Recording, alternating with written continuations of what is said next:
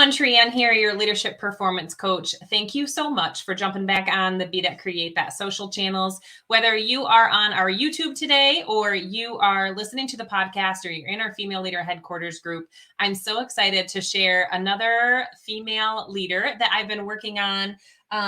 You know that we've been working on a book together, so we'll be able to share the book for you guys today, but she is out there making her own impact and making her own difference in the world. And I want to bring her on so that Miss Sarah can share how she has been doing that. So we'll say hello.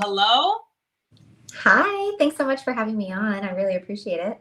Yeah, I'm so glad to have you here because I already know this is going to be a great interview. We were already talking beforehand and I'm like, I love the fact that we can be real. I'm dying. Yeah. Michigan is so hot.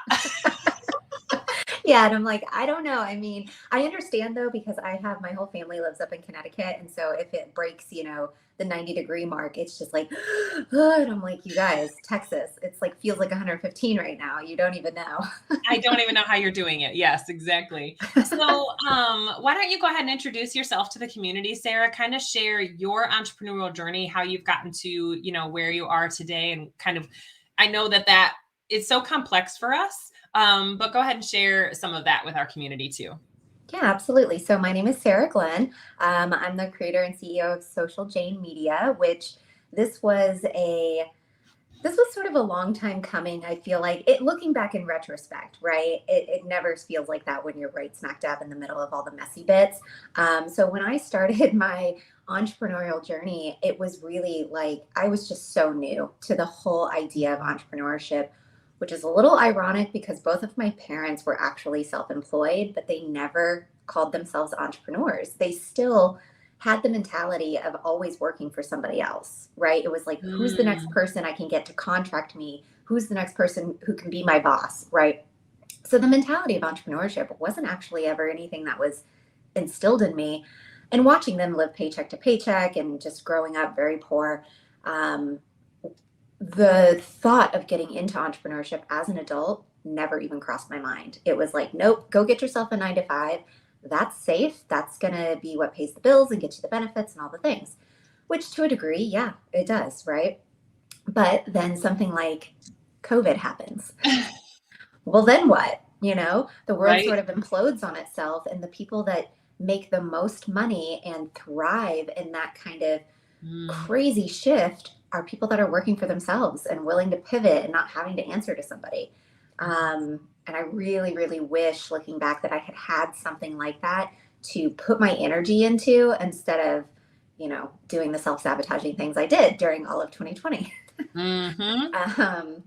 And, I went through some other things in 2020. My mom had passed away, not from COVID, but from cancer. And, then COVID hit like a month after her passing. So there was just a lot of things happening in that year that I know a lot of people can relate to. And later in the year, it was about September, I was the heaviest I'd ever been. I was just so miserable and so fatigued all the time.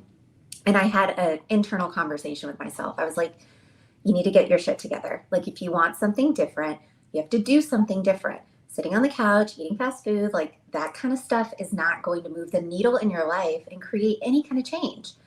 So I started scrolling social media, not to find, oh, let me compare how terrible my life is to somebody else's. It was like, let me find solutions, right? And I ended up coming across a network marketing business, also products, right? Products helped me drop 45 pounds. I've maintained that for over, it's been about 2.5, 3 years now. I feel fantastic. And it got me into the entrepreneurial world. Now, I don't necessarily work that business anymore because it's not as aligned with me as I want it to be, but it is 100% the vehicle that got me to entrepreneurship, that even, exposed me to the possibilities of it. And I'll forever be grateful for that. And that's, I think, a big takeaway when it comes to network marketing in general. Some people have a lot of hangups about, well, if it doesn't work, for 10, 12 years, like, it's not sustainable, it's a scam. No, if it gives you 6 months of clarity and shifts your life in a new direction, that's a win. And that's what happened for me. So I ended up finding a business coach, finding a network of women like you, all because I decided to try something new, get my life on a different track, and just sort of shift the energy a bit. And in doing that, I was able to discover parts of myself, like being a branding consultant and designer. Never would I have thought that was my path. But I wouldn't have found that if it wasn't for, kind of hitting that low point too. Mm-hmm. That's interesting. I love that you talk a couple different things that you did is you took what happened and you turned it into this didn't happen to me, it happened for me. Right. So we know that things happened in 2020 that took a lot of us a pivot. And I don't know about you, but I feel like I came out on the other side better. Right. Yeah. But the other thing sharing specifically network marketing, so many people have either bad taste in their mouth or they've heard bad things about network marketing. But similar to you, I'm like, network marketing taught me so much, even if I didn't stay with that certain company. I was with 31 Gifts for 9 years before I said, this isn't necessarily aligned with what I want to do long term. Right. And then I also did a couple other companies. And with those other companies, I never was like, well, that was a waste of money. It was wow, I learned a lot. I tried some new supplements. My health is better. I mean, I'm 100% better than I was when I was living off Three Musketeers and Red Bulls. So but, Yeah. I think to myself, like my oldest daughter, I was pumping and I think, oh my gosh, why was she so high strung? I don't know. Cause I was living off Three Musketeers and Red Bull. So when you, when you think back and you say, I never really thought myself as a branding strategist or, what you're doing now, when did you go, oh, well, this is something that would be fulfilling to do? So it was actually right at about a year ago. It was last September. I was at an in-person conference with my business coach and all the other women that are in sort of that realm. And there was something that was just pulling me. And honestly, the branding side of things, I was just having a lot of fun inside of Canva and designing all of my own content and graphics and workbooks and all sorts of things. And I'm just having a great time doing it. Mm-hmm. Well, I started getting a constant flow of DMs, like, people screen grabbing my stuff. Hey, where did you find this? Did you find this on Pinterest? Can you send me the link? And I'm like, this is happening a lot. And so I turned around and I was telling my coach that, and she's like, you need to make a business out of this. You're obviously good at it. It's something that comes natural to you. You have fun doing it. Like, what better job could you have than to love what you do and get paid for it? And for me, creativity was actually something that was never on my radar. I never saw myself as a creative person. And so my brain never even went in that direction. And it's such a strange, dichotomy, I guess, of life that you sort of, you avoid the things that are just innately you because you just don't hold any value to them sometimes. You just, it's something that just happens. You just do it. You don't put any attention towards it. But yet we still tell ourselves this story that maybe we're not good at it because we don't put effort into it. And it's like, it's just, I don't know, it's this weird back and forth. So it was about a year ago, and I had a great support of, fantastic women around me telling me like, yes, you should really go for this. You're really good at it. Why not give it a go? And I'm like, all right, well, let's do this. And so that's when Social Jane Media was born. I love it. I remember the first time that you put out into our group the cover that you did for your podcast. And I'm like, that's so beautiful. It just felt good, right? So what's interesting is I feel like in leadership and professional world, everyone's like, work on your weaknesses, work on your opportunities, work on those things. And then there's this other side, and I kind of share this, double down on those strengths. Because your team, or there's always someone around you. Yes, I want to learn from my opportunities. I want to get better, but I'm not going to dwell on the fact that I'm not great at graphics. I'm just not going to do that. Right. So there's other people like yourself who are phenomenal at it, and let them live in their genius. Yeah. Right. So once you actually, figured that out and you had that like light bulb moment of, oh my gosh, this is fun and I can do this. Isn't it interesting what happens to our business? Yeah. And it's so crazy too, because for so long I was being encouraged, like, okay, Sarah, like get really specific on like, what kind of offers do you want to share with people? How do you want to make money at this business? And my brain was all over the place. Like, I need to do all the coaching and I need to do all the this, all the that. And it really, when my business took off the most was when I got really clear and said, these are the things I'm doing. All the rest of it, sure, it can be a conversation. And if it's the right time for me and it feels aligned and it's the right, fit, then sure, maybe my business will evolve and become something else. But I don't need to have year-long coaching programs and all the things, especially in branding. That's tricky. There's very few people out there that want to learn branding and then go do the work themselves. Right. Most people just want the work done, right? They just want the work done. They want it to look beautiful and have it just flowing beautifully. And it took me a minute to get there, to kind of get over that mental hump. And once I did, business is just, it's kind of a steady flow because there's a constant need for it. It's really never going to go away.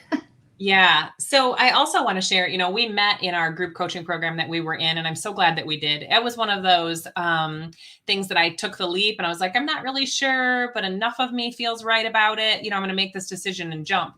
So we actually co-author collabed in this book, Unleashing Her, Redefining Success for the Female Entrepreneur.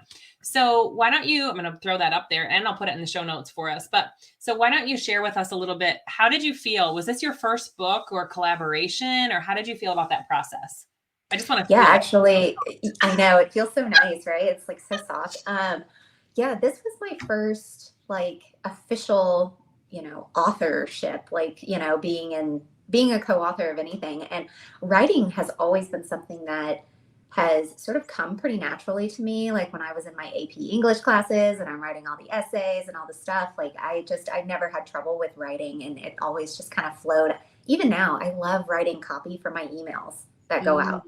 People hate doing that. Yeah, I was going to say, said no one ever. I love to write copy. Said no one ever. Yeah. No, I love writing copy because for me, what I recognize is as I'm writing it, it's like I can see myself in the words, and I really hope that when someone reads it, they feel like they're talking to me. They feel like they're speaking to me, because that's how I feel when I'm writing it. So it was really exciting to be given the opportunity to co-author in the book and to speak about something that's just like totally in my lane with the branding. And yeah, it's really incredible. And it's opened up a whole world of like connections with other really fantastic women. I mean, what was there? 40 other women that co-authored? Yeah, that was crazy. And I've reached out to a couple, and, you shared that you reached out to a couple as well. And I just am like, wow, really? I mean, how do you get that many women together that are literally that fantastic? And I mean, the book is so affordable. It's $14.99.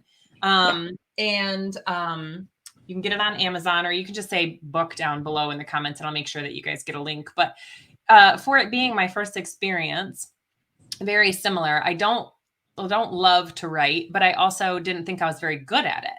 I'm much better by video. So going through the process really taught me, oh my gosh, it doesn't matter how good or bad or whatever I am at writing. It's me writing. And it was the point of like really leading myself through trying to do something that was a little hard for me, or I thought was going to be uncomfortable, and how I was able to, kind of break through that uncomfortability and really I'm very proud of what we made and contributed to. Yeah, no, I loved your chapter. And that's like, after I got done reading it, I was like, so good. I'm reaching out to Trienne. Let's connect. Like, we've got to. We're doing this. Yeah, the process, I mean, I went through the same kind of stuff where it was like, oh, is this really like me? Because honestly, with writing and with design work, sometimes the first draft is what will please other people. And the drafts that follow are what really are a reflection of you. So it's okay to have like those iterations of, okay, I did the work. Don't feel bad about maybe that first draft isn't the go, right? It's not the thing. But draft number 2 is going to be even better. And yeah, honestly, the hardest part for me was getting in the right amount of words, because we had like, this many to this many words to submit, and I'm writing and it's like in the flow. And then I do a word check and it's like 1/3 of the word count. And I was like, what? Oh my gosh, now I have to like do double the word. Right. Now, how can I expand on it? Yeah. So Yeah. obviously you had to lead yourself through some of those moments. And in this community, we talk about the creating the leadership lifestyle. It's not just about our career, and our identity is not our career. Right. So Yes. maybe share with us, to you, no right, wrong, or indifferent, because Google just says that leadership is to lead people. I mean, come on, that is not helpful. But what does leadership mean to you, or how would you maybe define it? Oh gosh, yeah, leadership has never really actually been me leading other people. Like I've never witnessed it. I've never seen it that way, and I may have certain different circumstances. I'm an only child. I was a competitive gymnast for 15 years. Gymnastics is a very solitary sport. So, a lot of what I did for the first half of my life was making sure that whatever promises I made to myself, I kept. It wasn't really about So other good. people. Yeah, and so moving into adulthood, honestly, I kind of shifted a little bit almost to the other extreme because I hadn't experienced that side of life. You know what I mean? Mhm. And it's so just conditioned in us to please other people and to, be the example and that kind of thing. And so I definitely shifted my career into being the people pleaser, making sure that what I was doing was enriching somebody else's life. And yes, to a degree, that's great. But at the same time, like to be the leader that truly, truly makes impact, you have to start with yourself. You have to be the example, keep the promises to yourself. And it's not about being perfect. Mhm. It's about making those mistakes and understanding that the mistakes are just part of it. The mistakes actually make you stronger. Mhm. They Like we said solidify. earlier. Yeah, like Yeah. we said earlier, like, yes, work on the opportunities, but also double down on those strengths and have some confidence, some momentum behind you. And then, yes, try to learn new things, continuous learning and Yeah. growth. And, neither of us, I don't think, would be where we're at right now if we didn't go, oh, I think I want to get better at this or that. Hmm. Oh Yeah. my gosh. So Yeah. competitive gymnastics for 15 years. Yeah. Wow. So A tough life. you know a little something about discipline. Yeah. Yeah. Quite a lot. Discipline and just like mind, body, and soul, right? Because Mhm. no one part of you was like feeling 100% when you're doing a sport that is so hard on the body and so mentally draining. And you're working out no less than 5 hours a day, like Right. no less when you're at that level. And most of the days I was doing 2 a days, I was about to have to quit school and do charter school at the gym. And that's when I decided I was ready for a new life, for something Wow. different because I hadn't experienced being a teenager. I'd never had a boyfriend. I'd never even had a friend that wasn't a gymnast. Like I was like, there's a whole other world out there I've never even tapped into. And I upset a lot of people when I quit. I bet. Yeah, I was just thinking to myself, like, to take that type of leadership over yourself, and almost despite what other people were thinking, like, that's powerful. And I Yeah. wish more people would see that they can do that.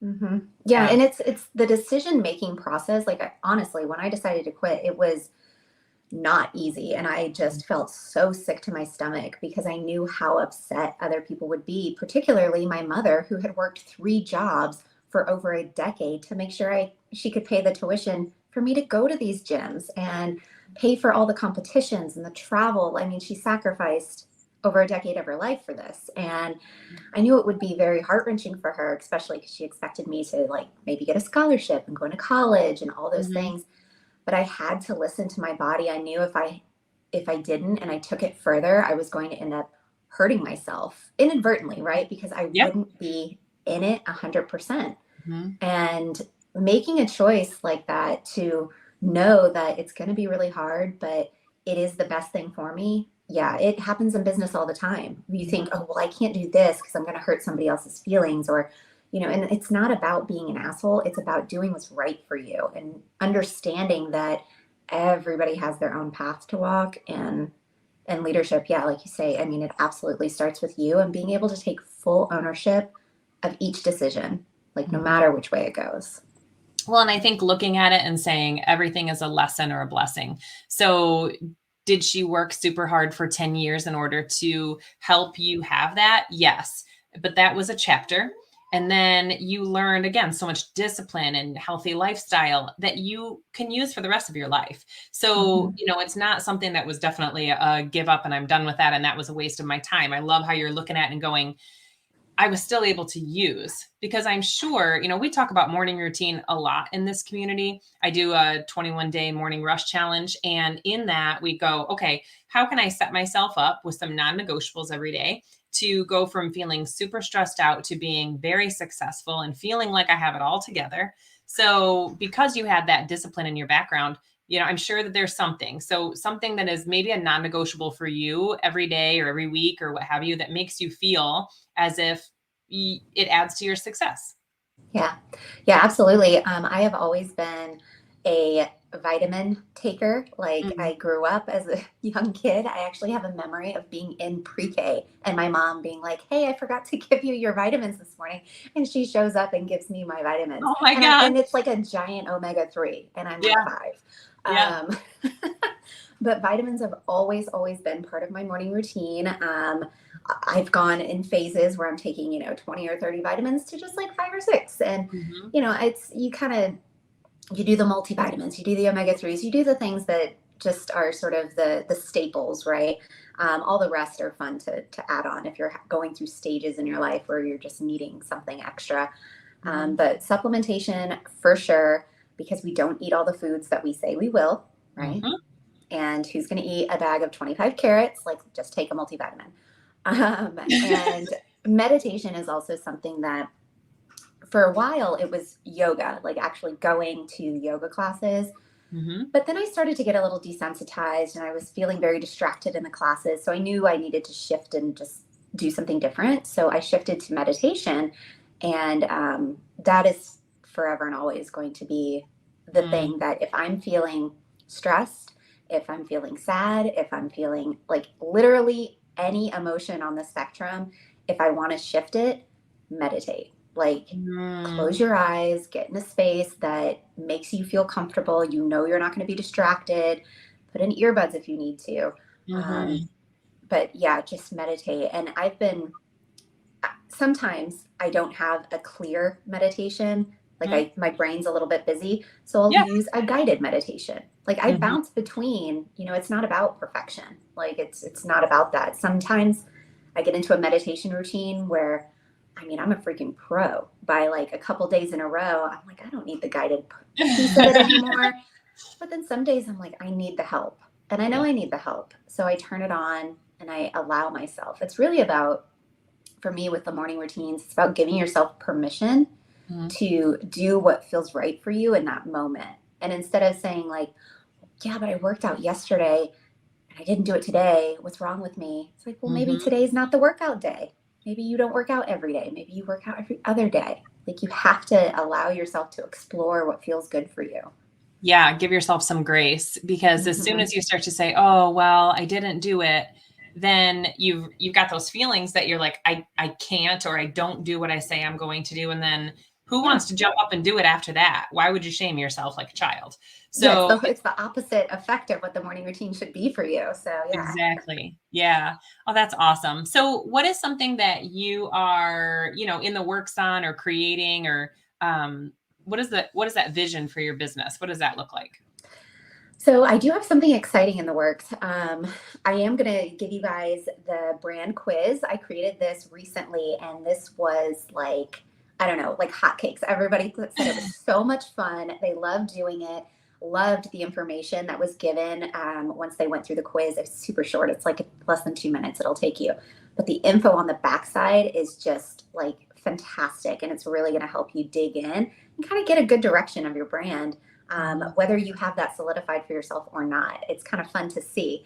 And then on top of that, I am building out on an all-in-one platform right now. So I'm doing it as this recording is happening. I'm doing it for myself, but by the time you guys hear this, I will have built out this platform, and it's sort of like an agency situation where I can help entrepreneurs and business owners that want to put their business in one place have one login, make it super simple, and they Mhm. can have all of their calendars. They can have their texting campaigns, their email campaigns, their websites, all of their sales funnels. They can even do fun things like quizzes and funnels, right? Mhm. But we're putting all of these things into one place, and I'm helping them put that into place and then giving them the power to manage it themselves or hire me on to help manage it. But having this sort of capability of no more duct taping your marketing together. Exactly. Yes. So that's the direction. I love that because I mean, I think that that is one of the things that can be overwhelming is all the tech and the stuff and the things. I mean, I'm lucky enough to have, somebody that works with me when I have an issue. I send them a message and they're like, "Oh, yes, do this, this, this." I'm like, "Done." So that is really helpful. But I know that that's one thing that definitely holds entrepreneurs behind. The interesting thing is, do you think that someone, because I've also kind of shared with people, even if you don't have a business, you have a personal brand. Your personal brand is what people are saying about you when you're not in the room. So, so it doesn't matter if it's from a volunteer or you're a teacher or your kid's friend is talking about you to their mom, whatever it is, you have a personal brand. So if they were to take this brand quiz, what might someone like that get from taking the brand quiz? Well, so the brand quiz, obviously, it points in the direction of what's your vibe. Mm, So it really is pointing more towards what, like you said, who are you when, people are talking about the interactions they have with you? What's that sort of vibe that they get when they're around you?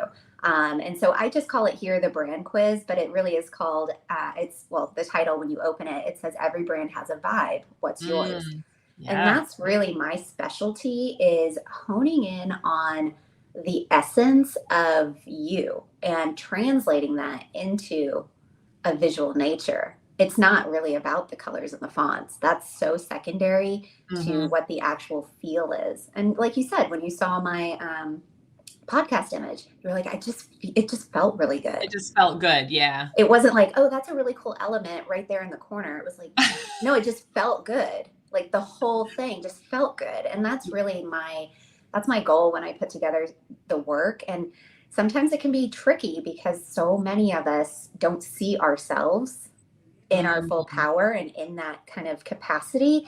So sometimes the brand work, that first draft, when I send it to somebody, it kind of scares them because they're like, whoa, this is like more Mm, than like, this feels like me, but I don't know, is this too much? And I'm like, if you're asking if you're too anything, then this is exactly the lane you should be in, because you're obviously listening to the noise and you're not listening to yourself.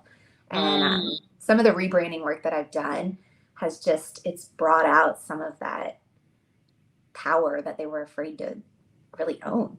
Mhm, I love that. I know, at one point, I had somebody do some graphics for me and they were very cartoony. Mm, And I was like, that doesn't feel right. That's not necessarily me. And it's interesting that that person saw me in my training that way though. mm, So I think there's a piece of that too. Like you yeah, really get to know the person that you're working with so that they don't maybe do that at the end. It's in a yeah. good way where they go, "Oh, that's me." Yeah. Well, and that's the thing. Like some of these conversations I'm having whenever we're talking about rebranding, they're using these, oh, I'm powerful, I'm this, I'm that. And, the words they're using are Mhm. that. But then when I translate that into visuals, it's like a little bit scary because they're like, whoa, is that going to be too much? I'm like, it's not too much. This is you. This is you. And everybody like knows it when they look at you. You're just the only one who's not allowing it be, as Yes. visible. um, but yeah, the branding work, it's super super fun to be able to help people tap into that. Mhm. But of course, it's a conversation. It's not just about what I see; it's about what you see in yourself, Mhm. and translating that. So Well, and I'll make sure that I get that brand quiz for you guys in the show notes. And we'll also make sure that it gets into the comment section so that you can jump on that. I love that. Thank you for giving that to people. That's great. absolutely, yeah. Yeah. So thank you so much for being on today. I'm so glad we got the chance to do this. I want to be conscious of your time as well. So we will definitely be hearing more from Sarah in the Female Leader Headquarters community. Obviously, anybody who does interviews on the podcast gets to do pre-approval within that group. So I'd love for you to share more about personal branding in there. And thank you again so much for being on today. Yeah, absolutely. Thanks for having me. All right, guys, you have a wonderful day. And remember, with every choice and decision that we're making, we are creating that leadership lifestyle. So let's get intentional. Let's make that work for you. And remember, you are creating your life. Thanks so much. We'll see you again.